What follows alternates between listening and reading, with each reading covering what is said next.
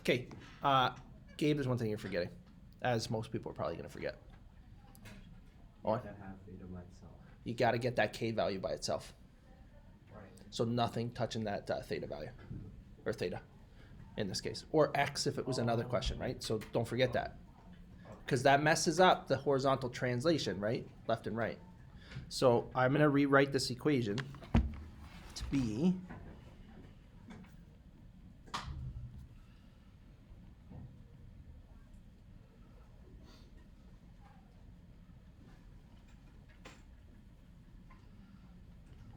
okay.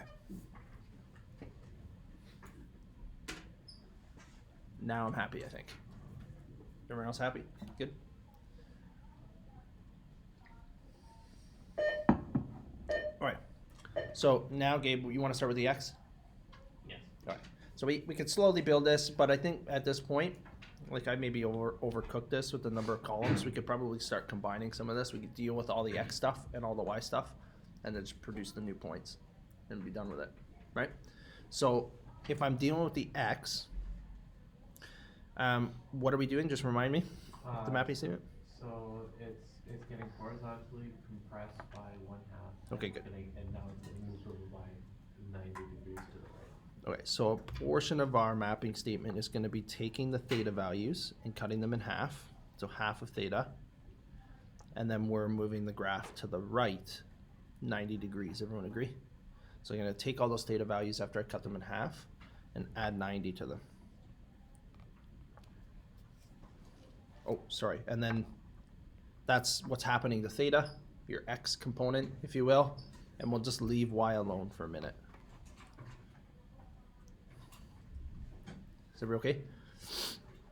So all I've done here, when you do this on the test, is I recognize that I'm graphing sine, and I come down here and I produce the coordinal points for what sine would be. So sine starts at 0, 0, and then at 90 degrees it has a value of 1, 180, 0, 270, negative 1, and 360, 0. That's your special triangles all the way, or the unit circle all the way around, right? Just those points. And so what I'm going to do now is transform all those points, particularly the x, which is like the mapping that we've written, the x portion of the mapping statement here. We're cutting all the x values in half and then adding 90 degrees. So half of 0 in the first question, right? I'm doing all these ones first.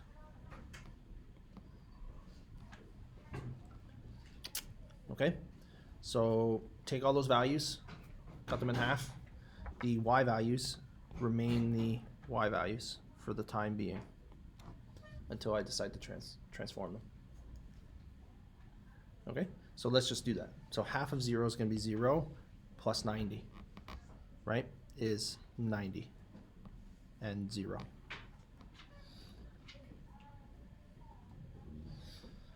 Okay, and then half of 90 is 45, plus 90 should be what?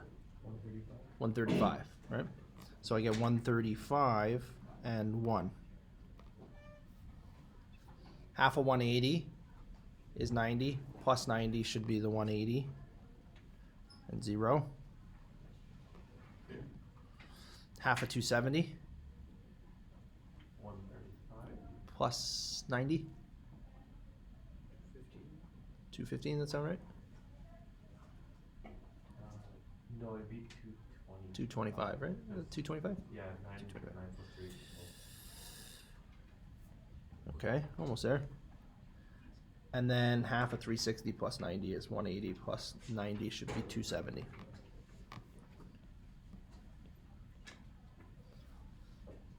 Okay, so all those y components remain the same. Okay, and again, I'm just trying to build the mapping statement here, right? So in the next column, I can apply or create the mapping statement for the y components. Keeping all those x components, the numbers in pink are going to stay the same now, right? Because I've applied all the transformations to the original theta values. Okay, so that portion, the pink portion of those points, is going to stay the same in the next column. And I'm just going to build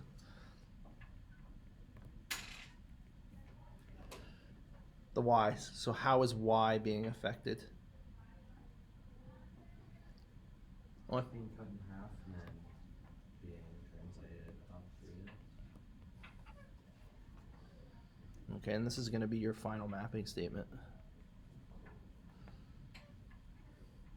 So the x values or the theta values are all going to be the same. So I'm going to get 90, but now I need to transform the original blue values. So half of 0 plus 3 should be 3. Everyone agree? And then half of 1 plus 3 should be 3.5. It's okay to use the decimals here, I suppose, because they're not going to be too crazy. And also we're producing graphs, so we're going to have to know where to put these points. Okay, so the mixed fractions or the improper fractions are going to have to be put as decimals anyway in order to produce graphs, right? So this one's going to be 135. Half of 1 plus 3 should be 3.5. Okay, and then we're back in the half of 0 plus 3 should be 3 again, so 180 and 3. And then half of negative 1 this time plus 3. What's half of negative 1 plus 3? 2.5. Right, so we get 225 and 2.5. And then half of 0 again, we're just back at this same spot. Okay. So these are actually not, this is a pretty good way to do it, I think, relative to what I was showing you the last couple of days. Applying each transformation individually, that's not so great. 270, not 360. Oh yeah, sorry, I was looking at the wrong thing.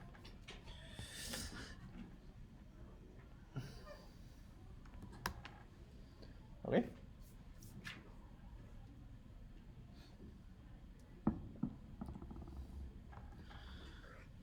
All right, so again, when we produce these graphs, you just got to be careful with how you scale your axes because everything's got to have to fit on there. Okay, so I know I have to get to a maximum of 3.5. Okay, and a minimum of 2.5. So I don't know. You could just count by ones, I think, on the y-axis.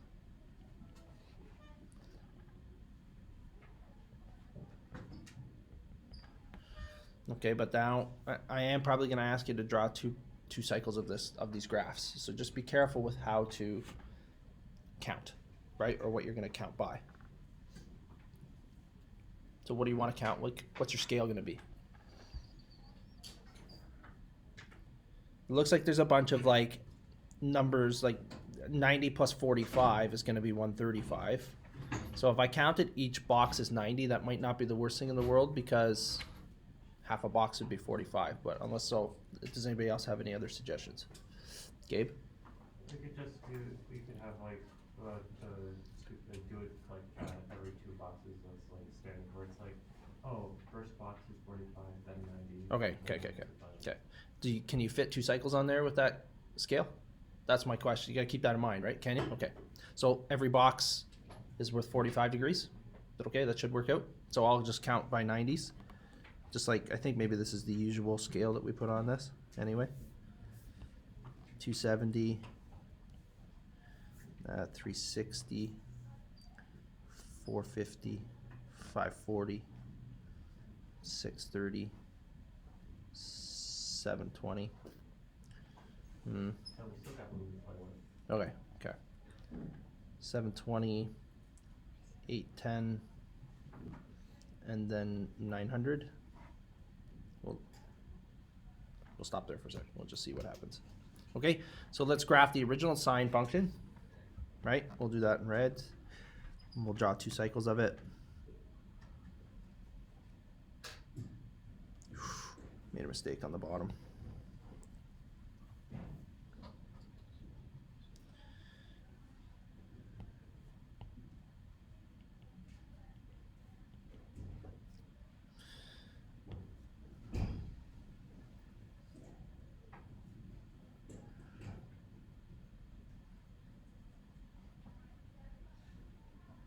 All right, so there's 2 cycles of sine all the way to 270.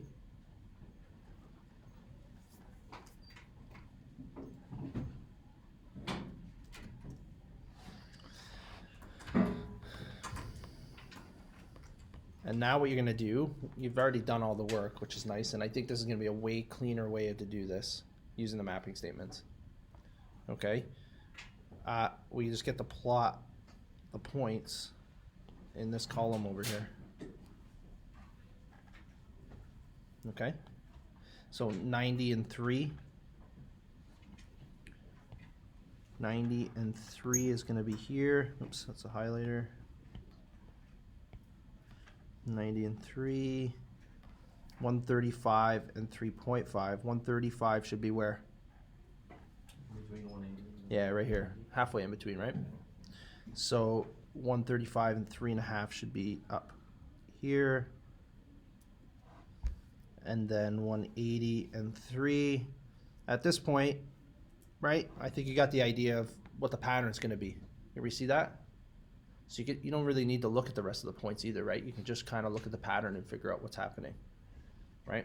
Now I'm going to go down 1, right 1, and then up 1, right 1, and then up 1, right 1, and then down 1.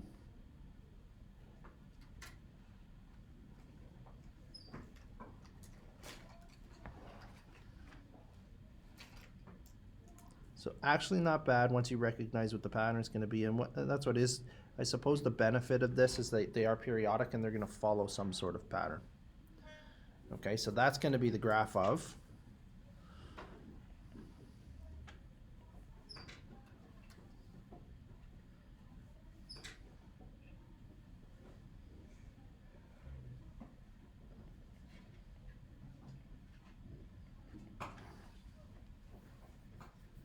Okay, let's answer some questions. I don't know if, does anybody have those questions handy from like the cosine and tangent and the sine curves? Just that lesson, like the intro one that just talked about the points. So I just want to talk about what's the amplitude, what's the period, what's all that stuff. Let's just make a list of all that information, okay? So just, if you have that sheet, oh, it looks like you're trying to find it, just one of them. Let's just make a list of things that we know, okay? So go period. Okay, so let's start. The period of the function is what? How long does it take to complete one cycle? How do I figure that out? 360 times 10. Oh, you could do that. You could do that, but if you have the graph, that's not bad. So, Owen said the period is defined, and this is on the top of yesterday's lesson.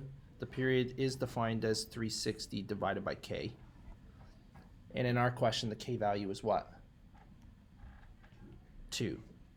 So 360 divided by 2, which is 180 degrees. That's going to be the period. Now, that's helpful for like kind of the word problem questions where you haven't actually produced a graph, and you can kind of just try and come up with an equation. Because sometimes in the question they'll say the period of this is 180 degrees. At which point, you know, when you're trying to build the equation, you'd know that the k value would have to be 2 in order to arrive at that, right?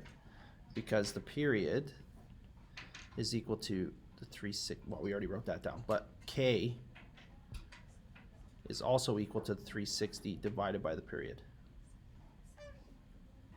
Right? And if our period was 180 degrees, 360 divided by 180 would give us the 2 that we're after for the k value. Right? Okay, so there's that. What's the next thing? Minimum value and then maximum value. Okay, so the minimum value on this graph is what? 2.5. Okay, 2. Yeah, that's okay. 2.5 is good. The max is what? 3.5. From that information, we can find the equation of symmetry, not the Equation of the axis. equation of the axis. Sorry, that's what I was looking for. Okay, so the equation of axis is going to be just for your sake, max minus min divided by 2. Does that seem right? Just the same as like A, right? Now, hold on. I asked if you thought that was right. It's kind of like the axis of symmetry, but it's not. And this is actually the axis of symmetry, which that's the way we would have found the axis of symmetry, but that's not the way we find the equation of the axis. We all know what the equation of the axis is because we have the graph, so let's look at it. We know the equation of the axis has to be 3. It's where all the zeros are, or where all the zeros went to, right? And I can find that. The equation I have written down right now is not going to give me 3, is it? Because if I go 3.5 minus 2.5, what is that? It's just 1. Divided by 2 is 1. That doesn't give me the right equation, right? So I actually have to add the 2 and divide by 2. So that's going to give me 3.5 plus 2.5 divided by 2 is 6. Now, because it's an equation, I expect it to look like an equation. And this is maybe the distinction here between the axis of symmetry, which we've seen in the past. The axis of symmetry was a vertical line, as we've seen it in the past, for quadratics, which would have taken the equation x equals, because vertical lines are x equals. But for these ones, the equation of the axis in these ones, it's a horizontal line. So this, the equation of the axis for this, is going to be y equals 3.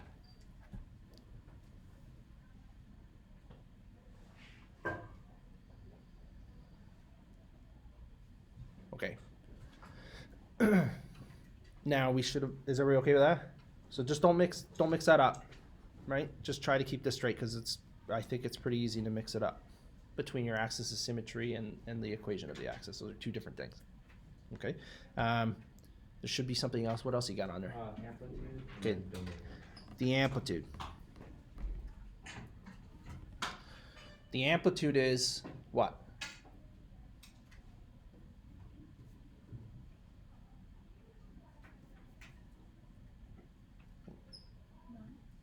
Is it 1? The original would have been 1. The red graph. 0.5. It's 0.5. So to find the amplitude is max minus min divided by 2. You're finding the middle, right? How far you are from the middle. So it's basically the amplitude is how far are you from, or sorry, how far is the max and min from your equation of the axis? It should be the same value on either side, right? It's kind of like your axis of symmetry. Like how far are you from top to bottom, like from the equation of the axis, right? So we're going to get 3.5 minus 2.5 divided by 2 is 1 divided by 2 is your amplitude.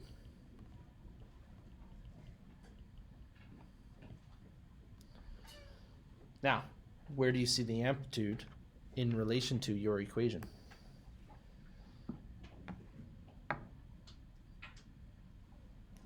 Is it the y vertical stretch?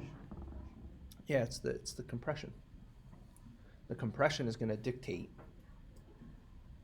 what, like your amplitude, how high you're going to reach relative to the equation of the axis, and how low you're going to reach relative to the equation of the axis. So I think on yesterday's lesson 2 at the top, we didn't do a great job of going through all of them, but we could probably go back and look at all those factors that were on the top of yesterday's lesson. Oh, that's not it.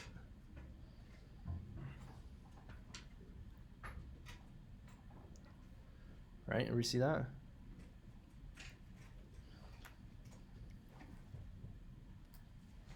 So you can see it right here, it says the A value affects the amplitude. Okay, that's how much of a vertical stretch or compression has happened. Okay. Okay, one more. We got to do domain range. Just want to make sure, because I am going to ask you all that stuff, and it's important. Some of the word problems, when they describe what's actually happening, you're going to have to think about all this stuff and how you would build an equation given the information that they've provided to you, right? And they're probably not going to explicitly say the vertical compression is 1/2. They're going to say the amplitude is 1/2. Because you have to just make these connections for yourself. Okay? So, domain. Do I have any restrictions on the domain? No, because the domain is registered in degrees, and we're doing full circle, right? So, and it doesn't really stop. So, the domain in this question, theta is going to be a part of the real numbers. And it's different than tangent because we actually don't have any restrictions with this, right?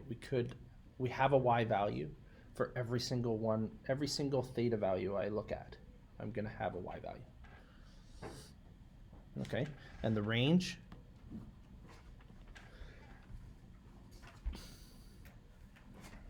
Y is a part of real numbers such that 2.5 is more or equal than Y.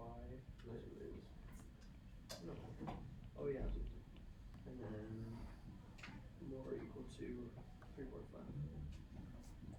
okay, so just like when you read it, right, just remember when we read, we're going to stand here at the variable, and then I'm going to read outward, right?